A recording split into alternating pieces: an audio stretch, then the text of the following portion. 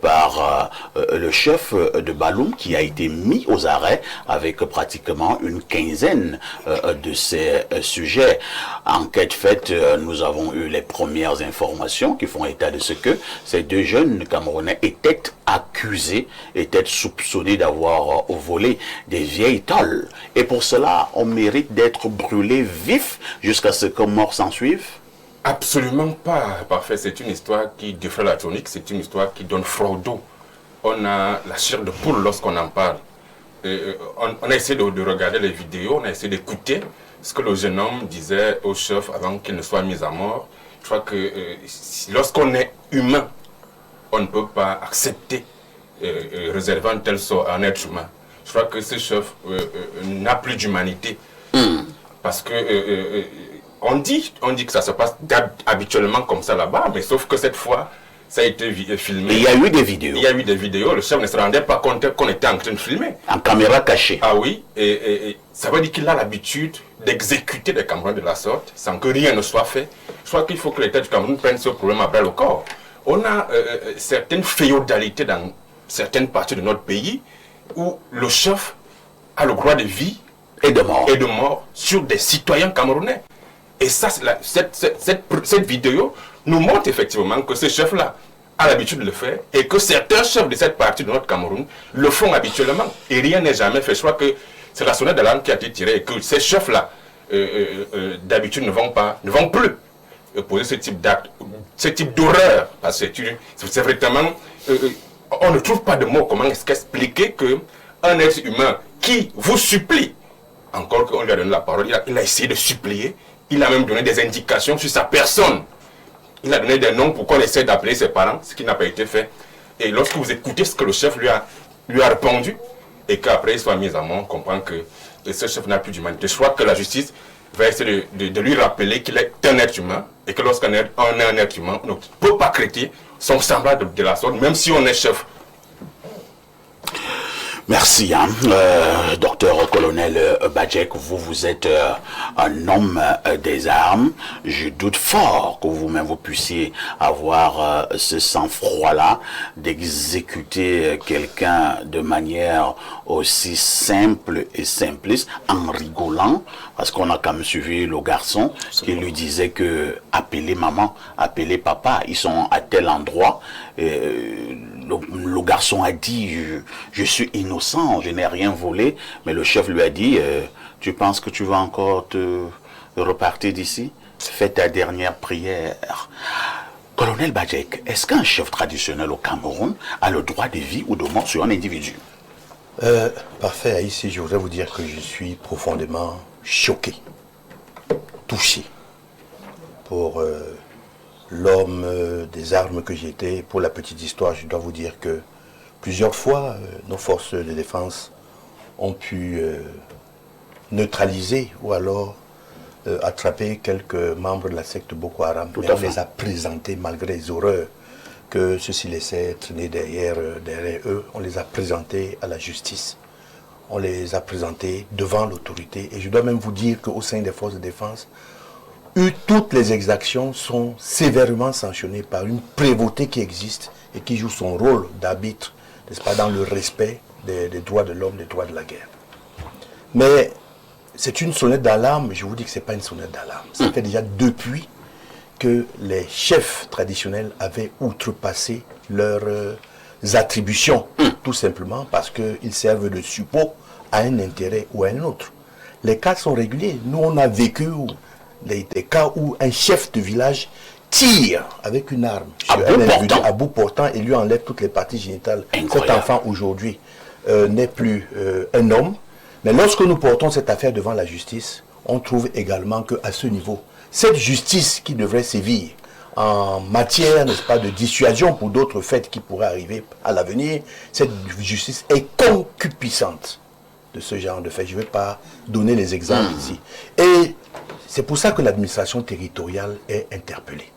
L'administration territoriale devrait agir en faveur de cette chefferie, certes, mais également en faveur de ceux qui sont les administrés de cette chefferie. Il y a une notion aujourd'hui de, on va dire quoi, de personnes, n'est-ce pas, qui jouent un peu, qui jouent plus que ce que leur attribution commande. Il y a les chefs traditionnels. Il y a également les chefs administratifs. Les chefs traditionnels, c'est encore pire parce que lorsqu'on est garant d'une certaine tradition, toutes les traditions africaines se veulent être douces, équitables. Elles sont fraternelles. Lorsque vous regardez dans nos traditions aujourd'hui, les chefferies traditionnelles, normalement le chef devrait amener l'apaisement. Mais lorsque ce sont ces chefs-là qui bénéficient, n'est-ce pas, de certaines facilités et couvertures, parce qu'ils sont les suppôts, soit d'une administration bancale ou alors d'autres choses, là c'est fort de piment. Et il faudrait qu'on tape les mains sur la table. Parce que autant cette chefferie est importante, oui, parce qu'elle est le prolongement, la continuité de l'administration au niveau de la cellule traditionnelle, mais autant la vie, la sécurité, n'est-ce pas, que l'on accorde à la population, est une mission régalienne de servir certains services de l'État. Donc, lorsqu'on porte ce genre de cas, parce que je ne veux pas tarder à amener également un cas qui est survenu dans mon village ici, et ça va faire... Maintenant toujours d'un chef. Nous avons, tout à fait, nous avons essayé de faire tout ce que nous... Et cette affaire aujourd'hui est portée en haut lieu. Il faudrait donc que les administrateurs puissent jouer le rôle que l'on attend. On ne peut pas continuer comme ça. Les chefferies sont les chefferies. Et je voudrais vous dire que nous sommes tous sujets, que nous soyons des administrateurs, que nous soyons des dirigeants, que nous soyons le peuple, que nous soyons des chefs d'entreprise, que nous soyons des journalistes ou toutes autres choses. Nous sommes soumis à l'action régalienne de la justice, avec une présomption d'innocence pour ceux qui sont mis en cause.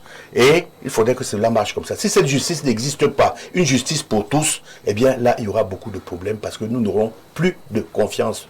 Et c'est donc ce que je voudrais relever pour dire que neutraliser, tuer un homme avec autant de sang-froid, prononcer la sentence, et comment brûler un homme vif. Moi, je crois que nous allons nous constituer, si nous sommes solidaires de cette affaire, qu'on se constitue en partie civile. Ce sera la meilleure des manières, n'est-ce pas, à dire assez à ce genre de choses et appeler, n'est-ce pas, à tous les autres faits qui se sont produits de la même manière et d'en faire, de faire une partie, de faire le procureur de ce qui s'est passé. C'est vraiment un cas qui se répète dans nos sociétés traditionnelles et je dois vous dire, le chef n'a pas droit de vie sur les hommes et le reste. Le chef, c'est la continuité de l'administration de l'État et c'est aussi une sorte, n'est-ce pas, de bassin d'apaisement de tous ceux qu'ils administrent. Robert Owafo, est-ce qu'à un moment donné, ce que nous avons vécu du côté de Balloum n'est pas seulement la conséquence de l'hyperpuissance que l'on accorde à certains chefs traditionnels dans certaines communautés du Cameroun où le chef est vu comme un dieu ou, si vous préférez, un demi-dieu, et certains ont le droit de vie et de mort. J'ai causé avec certains dans cette partie du pays qui me faisaient comprendre que la coutume, la tradition donne ce genre de pouvoir au chef. Vous confirmez cela? Et si cela était vrai dans ces communautés-là, est-ce que la tradition et les coutumes sont au-dessus des lois de la République? D'abord, j'aimerais préciser une chose. Ce qui s'est passé à Balloum est inadmissible et inacceptable dans une république. Et même quelque part sur Terre, même dans les grosses monarchies, on saurait accepter une ignominie pareille. Mais vous venez de dire, je ne vous prends pas à la chute. Vous avez dit que quelqu'un vous a dit que dans cette partie du pays, les chefs ont des pouvoirs incommensurables. Ouais. C'est faux. C'est faux. Il n'y a aucun pouvoir, n'est-ce pas, traditionnel dans la région de l'Ouest qui donne le droit de vie ou de mort à un individu. Ça n'existe pas. D'ailleurs, je tiens à rappeler que même au niveau de la République, tout simplement, nous avons des lois. Et les lois sont au-dessus des personnes. Même du président de la République. Bon, même comme c'est discutable pour ce qui concerne le Cameroun. Moi, je dis, il faut faire très attention. La première chose, vous avez parlé des causes. Le pouvoir en place lui-même a désacralisé, n'est-ce pas, la perception que les populations ont de leurs chefs traditionnels.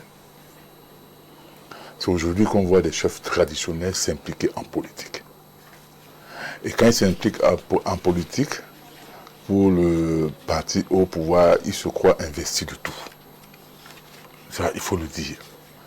Parce que ce qui s'est passé à Baloum, vraiment, j'ai pas pu regarder la vidéo jusqu'à la fin. C'est un membre du RDPC? Quels sont les chefs qui sont pas membres du RDPC de ce côté de la région? En dehors, n'est-ce pas? Donc tous les chefs de l'Ouest En sont dehors, membres du je dis RDPC. bien en dehors de quelques-uns, dont le plus illustre est connu. C'est le chef Bamenjoun, Sa Majesté Soukouju Jean Ramon. Bon, vous voyez, moi je dis, l'affaire est en justice. Nous espérons tout simplement que la justice dira le droit, que les magistrats de ce côté-là, n'est-ce pas, appliqueront ce qui est prévu par nos textes, parce que devant eux, ils auront les textes et leur conscience. Mais je dis, permettez-moi également d'adresser mes condoléances aux familles durement éprouvées, familles attristées, parce que c'est pas facile pour une famille, n'est-ce pas, de perdre un membre dans ces conditions. Et moi je dis que la justice soit faite et que les auteurs de cet acte ignoble soient fermement et durement condamnés, n'est-ce pas, conformément à notre loi. Robert Wafo, vous dites que aucune coutume, aucune tradition nous donne ce genre de privilège aux chefs du côté de l'Ouest, mais en préparant cette émission, j'ai encore eu d'autres témoignages où on fait comprendre que non, c'est pas la première fois qu'un chef de ce côté-là met un individu à mort, c'est régulier. On m'a également amené du côté du Grand Nord, où on a également ce genre d'actes. Peut-être ce qui a fait en sorte que nous puissions condamner cette fois-ci Robert Wafo, c'est parce qu'il y a eu une preuve matérielle, c'est-à-dire une vidéo. Justement, je voudrais dire que cette vidéo-là est insoutenable. Aucun être humain, aucun individu normalement constitué ne peut soutenir un acte pareil. Il faut que ce soit clair. Et moi je dis, il ne faut pas stigmatiser seulement en disant que c'est dans telle région. Non, ce n'est pas une stigmatisation. C'est dans telle région. Ce n'est pas une stigmatisation. C'est-à-dire, nous sommes là au niveau des faits. On nous a par exemple fait comprendre que dans certaines régions du pays, il y a des palais royaux qui ont été construits sur, dont les poteaux sont constitués d'individus. C'est-à-dire on a pris des gens qui, donc pour renforcer les poteaux, je veux dire les piliers de la chefferie. Donc moi je dis vivement, et moi je suis d'ailleurs surpris, sauf si je n'ai pas prêté attention, que le gouvernement de la République n'a pas encore pris parole, n'a pas encore pris position par rapport à cet assassinat monstrueux. Les forces de l'ordre et de sécurité ont mis la main sur le chef, ont interpellé certains complices. Nous avons vu certains membres du gouvernement communiquer même pour des sottises. Alors je me pose la question de savoir pourquoi jusqu'ici, le gouvernement de la République n'a pas encore pris position, même un simple communiqué. Qu'est-ce que ça leur coûte? Très bien. Si c'est commenter la chasse à l'opposition, ils sont très forts. Mais voilà un truc qui se passe devant personne, je dis bien personne n'a pris position, même pas prendre position, même communiquer seulement pour manifester son indignation. Je dis bien personne. Est-ce que M. Pata ici, est-ce que vous trouvez ça normal? Le fait se passe dans la République du Cameroun. Le fait ne se passe pas ailleurs. Donc voilà, ça c'est la première question. On a bien envie de se demander, mais est-ce que ceux qui nous gouvernent ont encore une once d'humanisme? Montrez-moi un communiqué émanant d'un membre du gouvernement sur cette affaire. Ça n'existe pas. Sinon vous l'aurez certainement lu. Mais Il faut comprendre une chose, c'est quoi? C'est que nous sommes gouvernés, c'est-à-dire que nos gouvernants sont pour la plupart des monstres. On le dira peut-être pas ici. Hein. Non, mais moi je le dis, et puis j'assume ce que je dis. Et la preuve. Mais qu'est-ce qui peut, M. Pata, qu'est-ce qui peut justifier qu'après une telle horreur qui s'est passée en République, dans la République du Cameroun, que le gouvernement ne puisse pas communiquer sur cette affaire jusqu'ici? Merci. Merci Robert Orfo. Je voudrais que David Eboutou puisse également donner son avis, son regard, son commentaire, son analyse sur ce qui s'est passé du côté de Balloum. Beaucoup pensent simplement que c'était de l'horreur. Finalement, David, qu'est-ce qui peut pousser un individu à arriver à ce niveau de cynisme, et surtout lorsque cet individu est chef traditionnel? Parfait, ici, quand l'horreur rencontre l'abjection, ça donne l'innommable. Ce que nous avons vu circuler dans les images était terrible. Était de l'ordre du terrible. Comme beaucoup d'autres, moi, je n'ai pas pu regarder cette vidéo jusqu'à la fin. J'en étais triste, j'en étais mort partiellement.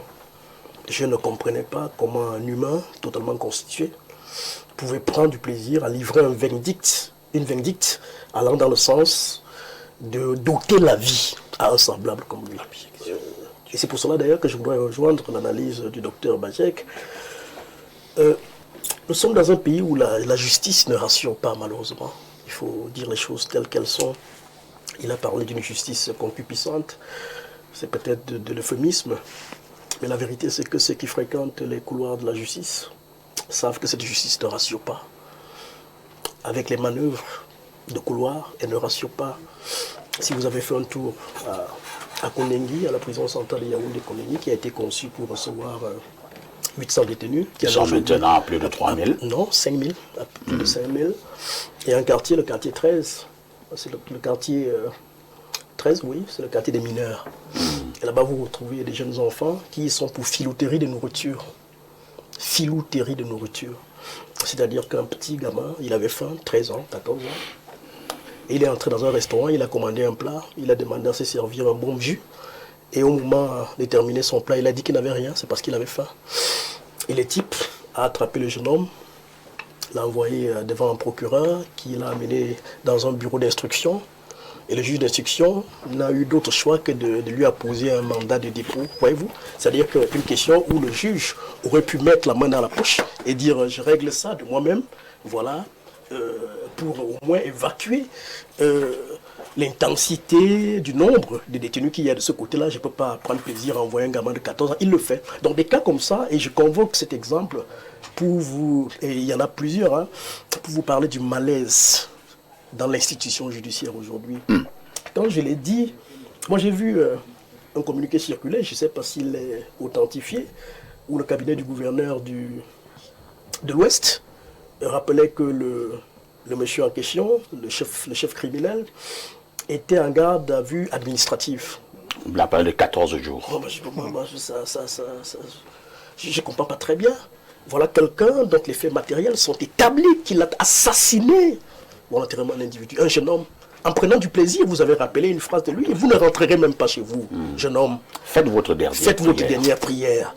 Et le jeune homme, croyant certainement que le chef blaguait, il lui dit, mais papa, je travaille là où vous avez l'habitude de laver le véhicule. Votre véhicule. Et puis appelez maman, elle viendra confirmer ici que je ne suis pas un voleur. Voyez-vous? Et le type va plus loin et ordonne qu'on lui asperge du pétrole, et puis paf, c'était parti.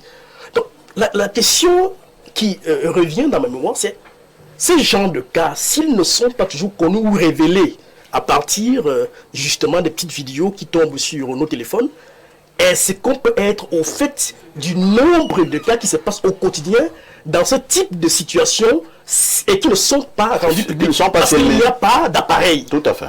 Donc je suis vraiment peiné. Et au lieu donc que nous utilisions ce type de cas pour envoyer un message, parce que la justice, de mon point de vue, a également un rôle, doit s'inscrire dans une perspective pédagogique. N'est-ce pas? C'est-à-dire qu'un cas comme celui-ci, on devrait, dans une forme de célérité, engager un procès contre ce monsieur-là et lui donner une sentence qui ferait que ceux qui ont l'habitude de se comporter en tyran en petit monarque dans nos petits villages là, sache que, voilà, il y a une république et il y a des lois de la république et nul n'a le droit d'ôter la vie à un humain, à un semblable. Mais on en est où?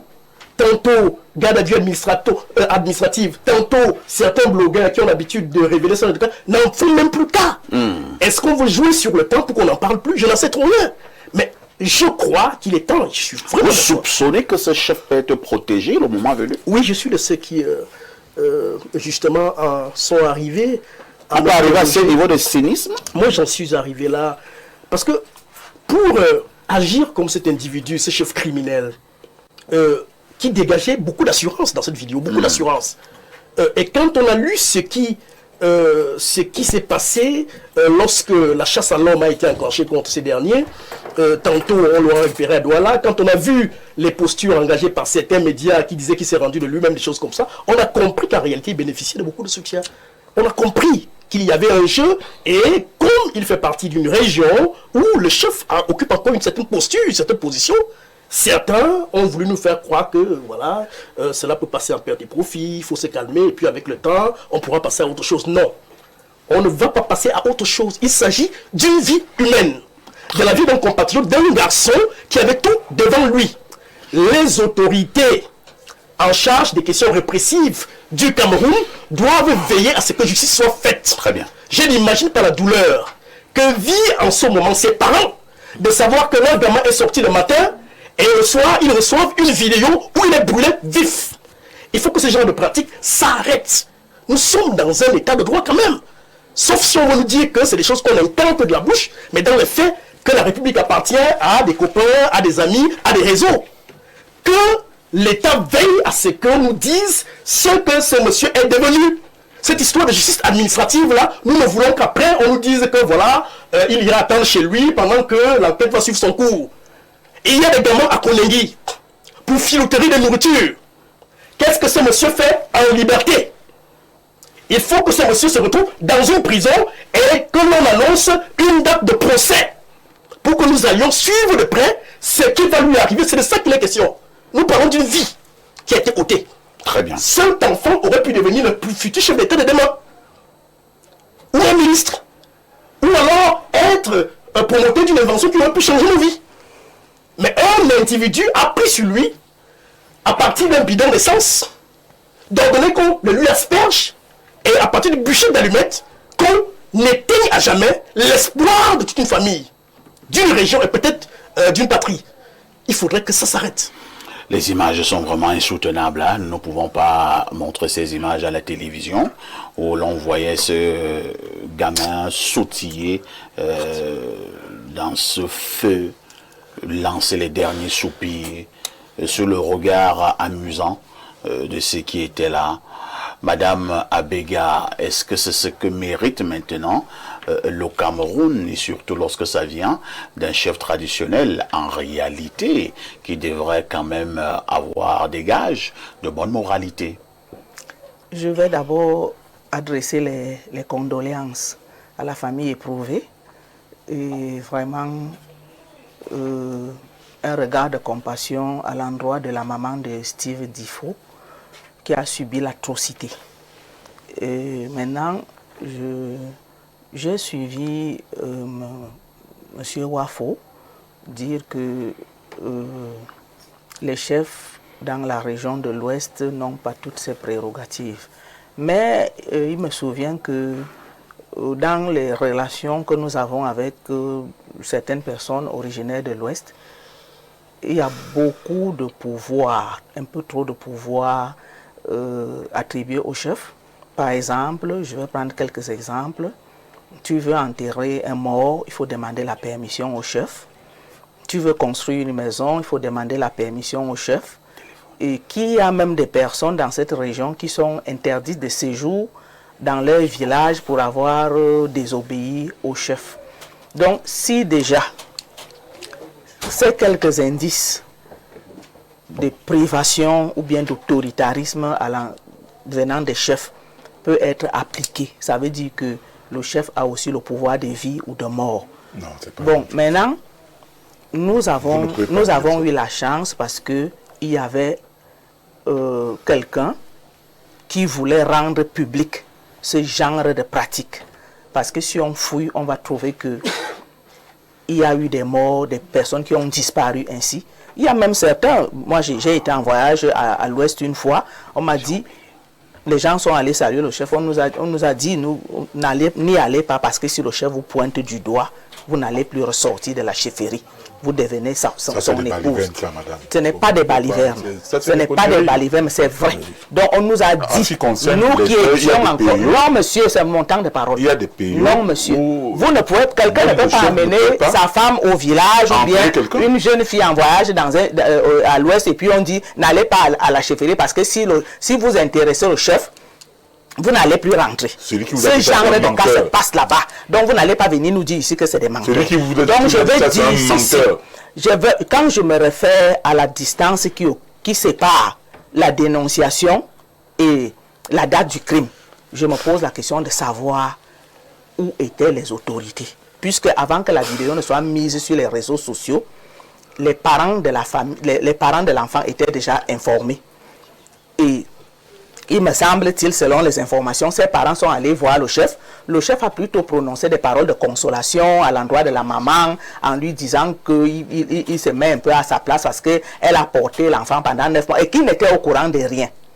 Ce genre de barbarie, où était l'autorité? Puisque la gendarmerie était informée, d'autres personnes, les autorités étaient informées, même le sous-préfet de la localité où les villes ont les noms et les prénoms, Penka Michel. Donc c'est surprenant le type de silence, de mutisme de l'administration face à ce genre d'atrocités. Est-ce que vous ne soupçonnez pas que ce silence émanerait également du fait que ces autorités-là sont déjà habituées et à un moment donné, elles ont cru que c'était normal? Je pense que... Parce que le problème que vous posez est pertinent, Madame Abega, puisque entre le moment où l'assassinat a été commis et maintenant le fait de mettre cela sur la voie au niveau de la place publique, on a quand même eu, je pense, pratiquement même plus environ 10 jours. Voilà, 10 jours. Voilà. Donc, est-ce que le sous-préfet du coin n'a pas été au courant? Le commandant de brigade n'a pas été au courant? Est-ce que toutes ces autorités-là n'ont pas été au courant qu'on a brûlé 2 individus dans telle chefferie? Je pense que l'autorité était au courant. Mais comme il n'y avait pas de preuves matérielles, il a fallu que la preuve matérielle vienne pour que le commandant de la Légion de l'Ouest sorte un avis de recherche. Mais ils étaient au courant. Ils étaient au courant, mais alors je pense que parce qu'ils ont l'habitude justement de ce genre d'atrocités, eux aussi ils ont peur pour leur vie, parce qu'en agissant fortement, le chef qui a tous les pouvoirs, le droit de vie et de mort. Oui, qui a tous les droits de vie et de mort, s'il peut déjà, le chef pyromane, on va parler de chef pyromane, au lieu d'être sapeur-pompier, qu'est-ce qui nous dit qu'il ne peut pas aussi envoyer sa milice, brûler même le sous-préfet ou bien alors le commandant au cas où le commandant venait à l'interpeller sans que l'opinion publique... L'affaire prend de l'ampleur quand la vidéo circule et quand l'opinion commence à mettre la pression. Je vais donc revenir sur l'analyse de David. David dit que il ne comprend pas pourquoi la garde à vue administrative. J'ai aussi lu ça. On parle d'un problème sérieux, on parle d'une atrocité. D'où vient la garde à vue administrative? Où est le procureur? Où est le procureur de Tchang pour se saisir de cette affaire? Est-ce que à plus de 2 semaines, ce monsieur, on devait encore parler de la garde à vue administrative, on devait nous présenter le mandat de dépôt, qu'il attende son jugement en prison? Donc, moi, je pense qu'il y a des failles qu'il faut corriger. Nous attendons tous la date du procès. Parce que je me mets à la place de la maman, à moi en tant que mère. Je suis assise, après on vient me dire qu'on a brûlé vif mon enfant. Un enfant qui a supplié. C'est quel type d'atrocité? Et lorsqu'on voit, ce n'était même pas la vindicte populaire. Puisqu'il a été amené à la chefferie, ceux qui l'ont amené à la chefferie ont pensé que le chef allait prendre la mesure administrative. Appeler peut-être le commandant de brigade. Il n'y avait pas la pression populaire, c'était dans le calme. Le chef était dans son palais et l'enfant était dans la cour, ligoté. Il parlait. Mais dire, faites ta dernière prière. Quel genre de preuves faut-il encore pour que le gouverneur nous dise que c'est une garde à vue administrative? Quel est le projet? Merci. Merci Madame Abega. Accueillons Valère Bessala qui est guide de jouvence. Valère, bonjour. Bonjour Monsieur Haïti, bonjour à vos millions de téléspectateurs et téléauditeurs, bonjour à mes copanélistes. que j'ai le plaisir de retrouver pour l'essentiel et pour le 6e, peut-être la première fois aujourd'hui. Je voudrais aussi présenter toutes mes excuses pour mon large retard. Je dois aussi avouer que j'étais très découragé par le sujet sur le football. Donc ça m'a un peu ralenti. Ça il n'y a pas que le football dans non, ça a un peu ralenti. Il y a justement le sujet sur Balloum. Donc il n'y a pas que oui, c'est pour ça que j'ai dit que le football a ralenti mes ardeurs arriver un peu plus. Valère, je vous accueille donc à chaud avec ce sujet de Balloum. Et vous avez beaucoup d'atouts pour le commenter également, parce que vous êtes un expert dans la territoriale. 2 individus ont été brûlés vifs sur la cour royale. Votre réaction?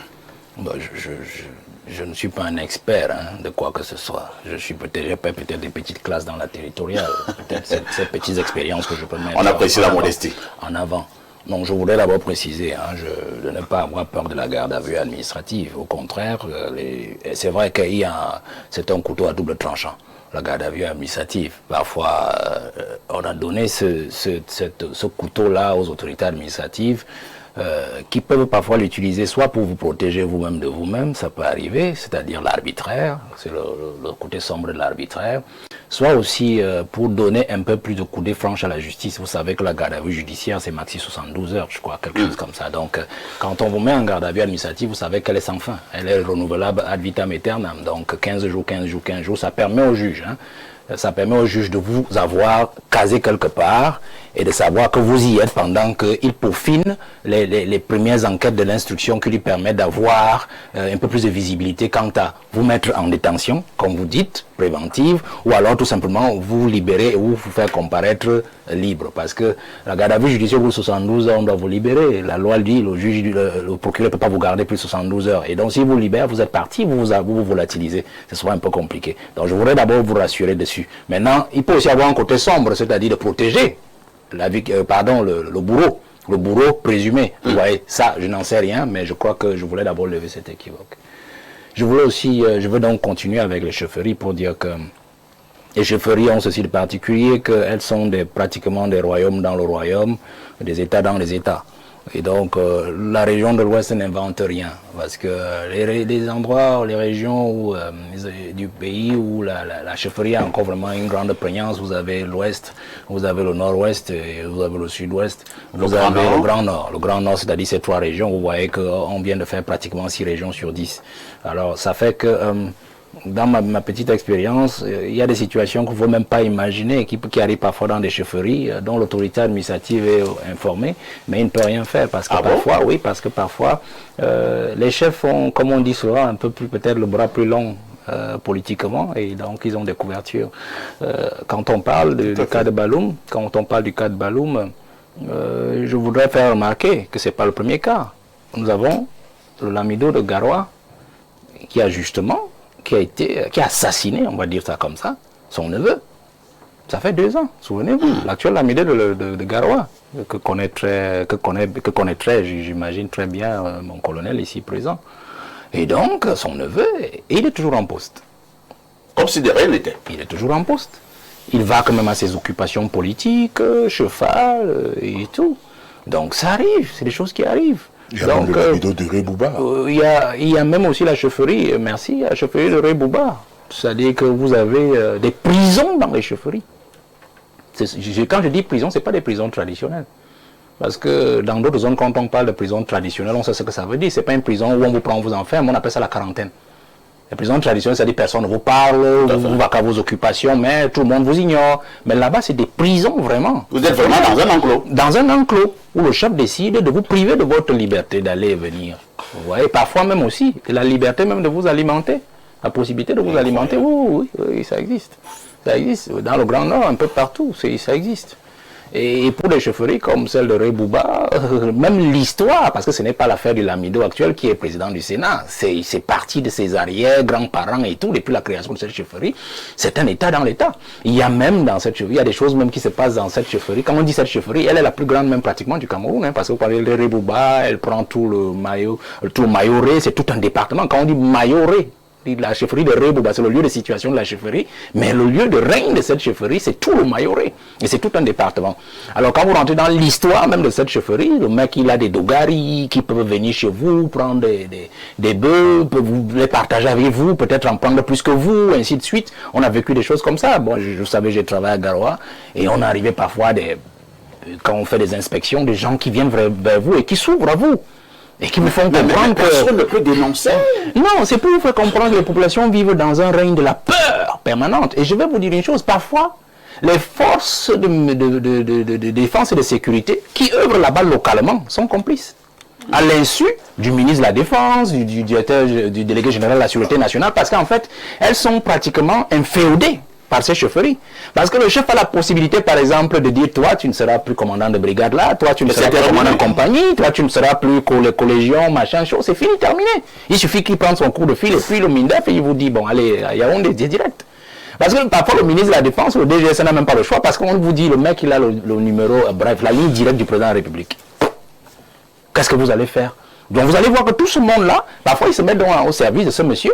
Parfois, quand ces dogaris peinent peut-être à régler une situation, peut-être parce qu'ils n'ont pas toujours les moyens matériels dont dispose un policier ou un militaire ou un gendarme, il fait appel à ces gens-là et c'est eux qui vous règlent le compte. On a eu des situations où même des bergers, nomades tchadiens, en transhumance avec leur troupeau, ils rencontrent les dogaris d'un chef et puis tout s'est divisé et puis c'est terminé, et leur troupeau va en nature et puis ils vont se plaindre et ça tourne sur place. Vous voyez des choses comme ça. Donc je vous rappelle juste pour ceux qui nous regardent pour qu'on puisse comprendre que la chefferie au Cameroun est encore à régler. Il y a beaucoup de choses encore à régler dans les chefferies. Maintenant, ce qui moi m'intéresse dans cette affaire, c'est les autorités administratives, elles le savent. Les autorités administratives, rien n'échappe à un sous-préfet dans un arrondissement. D'ailleurs, même dans une chefferie, au moins 2 ou 3 ou 4 des notables sont connectés au sous-préfet. Ça, c'est clair. Le préfet, la même chose. Bon, le gouverneur peut être loin, mais il sait aussi. C'est comme ça. Donc, et même, dites-vous bien que c'est la population qui a amené le pauvre jeune homme à la chefferie. Donc, forcément, il y a quelqu'un qui a pu dire au sous-préfet, il y a une situation là-bas. Donc, on n'a même pas besoin de dire, et puis c'est des villages. Donc, il n'y a rien qui se cache, vous comprenez? Mais le problème aussi, c'est celui que je viens de soulever. C'est-à-dire que même les autorités administratives sont sous cette coupe réglée. Parce qu'il y a des chefs qui sont plus puissants, par exemple, qu'un sous-préfet. Quand on dit plus puissant, ce n'est pas parce qu'il peut mobiliser le même arsenal de contraintes que le sous-préfet, mais parce que politiquement, il pèse. Et donc, il peut mobiliser un certain arsenal ou une certaine pression qui peut amener le sous-préfet parfois à fermer les yeux sur ces choses. Il se dit, après tout, je suis passager, moi. On va me nommer, on va peut-être m'affecter ailleurs. Et vous avez vu, par exemple, je vous prends des cas. Prenons Banganté. Oui, Banganté. Vous avez vu le cas qu'il y a eu entre le président du Sénat et l'ancien maire de Banganté. Le préfet a trinqué. Le préfet a trinqué. Il croit qu'il est quelque part dans une brousse de l'Est, quelque part là-bas. Et celui qui l'a remplacé a aussi encore trinqué. Lui, il est parti à Collingaton, on l'a égorgé après. Donc, vous voyez, c'est comme ça. Quand on l'a égorgé, je dis administrativement. Vous voyez? Donc, c'est des pressions comme ça. Moi, je voudrais terminer en disant que le plus important ici pour moi, c'est les nouvelles technologies de l'information et de la communication, notamment les réseaux sociaux. Parce que c'est pour ça que je voulais dire au peuple que c'est le moyen, peut-être par excellence, qui nous reste à nous, de pouvoir rester entre nous. Je préfère parler comme ça, de pouvoir nous protéger entre nous. Vous voyez que s'il n'y avait pas eu ces réseaux sociaux-là, il n'y avait pas eu Facebook, il n'y avait pas eu l'Android, il n'y avait pas eu la connexion Internet, il n'y avait pas eu... Ce serait passé inaperçu. Vous voyez que ce que je vous dis, c'est des choses qui se passent il y a 20 ans, 30 ans, 40 ans. On vous rencontre ça aujourd'hui comme des anecdotes, mais ça a été même peut-être plus horrible que ce que vous avez vu à Baloum. Si on vous ramenait vraiment dans les réseaux sociaux, ce qui s'est passé il y a 30 ans, 40 ans dans ces chefferies-là. Vous voyez? Mais parce qu'il y a des réseaux sociaux, nous pouvons être informés à date et en heure, nous pouvons nous mobiliser. Vous avez vu par exemple les affaires de violences sexuelles sur mineurs, sur enfants, et ainsi de suite. Le peuple se mobilise grâce aux réseaux sociaux. Et donc on dit qu'en fait, nous devons comprendre, et là je parle au peuple et à la jeunesse, qu'il faudrait qu'on puisse se resserrer les coudes et que nous comprenions que nous avons un autre moyen alternatif pour pouvoir toujours avoir la bonne information. Le régime actuel a toujours vécu, il a survécu par justement le fait de toujours nous cacher des informations essentielles, de toujours nous voiler beaucoup de choses. Grâce aux réseaux sociaux, nous savons par exemple que la SNH n'est pas dirigée par l'ADG que nous connaissons, mais par son épouse. Nous savons que beaucoup de choses aujourd'hui sont entre les mains des gens qui n'ont pas le droit de les avoir entre leurs mains, parce que non seulement peut-être ils n'ont pas le titre, ils n'ont pas le décret, mais en plus, ils n'en ont même pas les capacités. Et donc aujourd'hui, nous avons des choses, des décisions qui sont prises aujourd'hui et qui sont découvertes sur la place publique et qui sont des incongruités. Donc, je pense que le peuple doit le comprendre aujourd'hui. Le président nous a tourné le dos, nous devons apprendre à nous protéger et les réseaux sociaux sont un moyen par excellence pour nous de toujours nous resserrer les coudes et de nous protéger les uns les autres. Merci Valère Bessala pour votre premier jet ce matin. Nous allons tout simplement une fois de plus adresser nos condoléances à ces familles qui ont été durement éprouvées. Nous attendons calmement la suite de la procédure. Marquons une touche pause.